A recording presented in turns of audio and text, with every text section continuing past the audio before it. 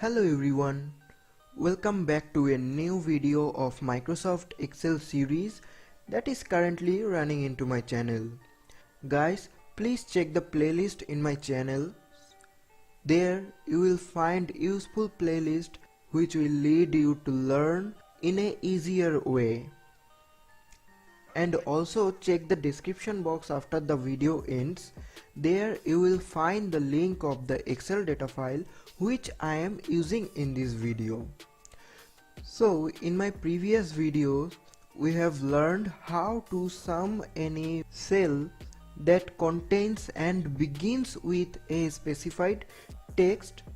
If you didn't watch that video, you can check the I button and also check the description box. There I will give you the link of that video. I will highly recommend you to watch that video also. And today we are going to learn how to sum any cell range that contains and ends with a specified text. To learn this briefly, watch this video till the end. This is your host Pritam and you are watching Technical Portal YouTube channel. Don't forget to subscribe my channel and also press the bell icon to get all notification from my channel.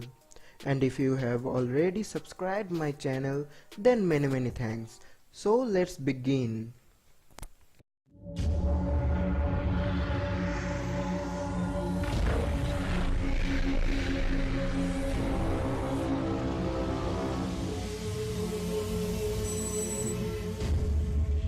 Welcome back friends.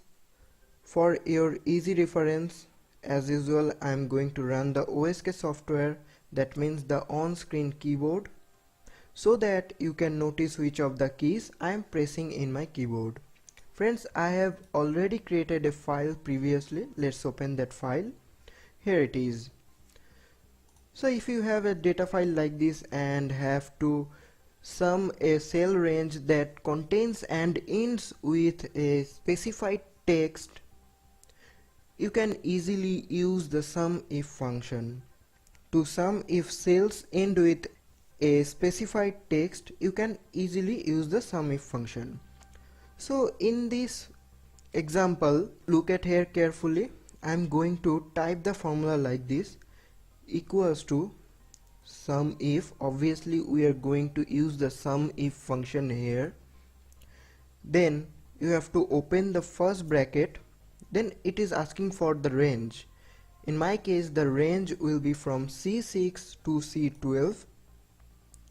Then you have to put a comma here. Then the trick applied. You have to at first open the double inverted comma. Then put a asterisk symbol here. After that you have to type the criteria text. In my case I am going to sum the range that contains t-shirt in the end of the text.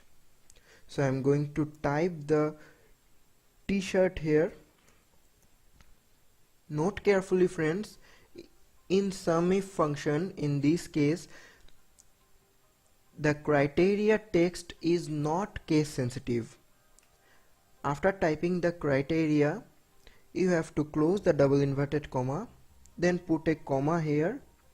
Then it is asking for sum range. In my case the sum range will be from D6 to D12. Then put the bracket close and simply hit the enter button. Look at here friends, it is showing the result without any errors. And if I show you manually by adding the t-shirt value here, look at here, I am going to manually check the formula here. Here it is, one t-shirt, again t-shirt, then again t-shirt, and simply hit the enter button. Look at here friends, it is showing the actual result. So like that you have to change the criteria whenever you required.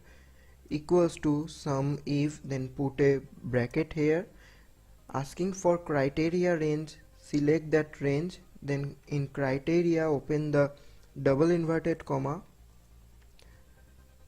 put a asterisk symbol, put the criteria here,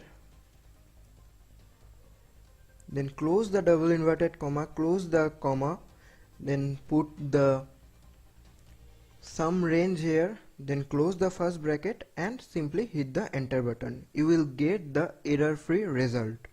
So let's check how the formula actually works. This formula sum cell in the named range. This SUMIF formula depends on wildcards. In Excel, an asterisk used as wildcard means one or more characters, while a question mark means any one character. This feature allows you to construct criteria such as begins with, ends with, or contains 3 characters and so on. Note that you must enclose literal text and the wildcard in double quotation. So that's all for today, friends. Hopefully you like this video. If you have any query about this formula, please let me know in the comment box, and also share your opinion in the comment box. Share this video with your friends. Keep learning, keep supporting my channel, and stay tuned.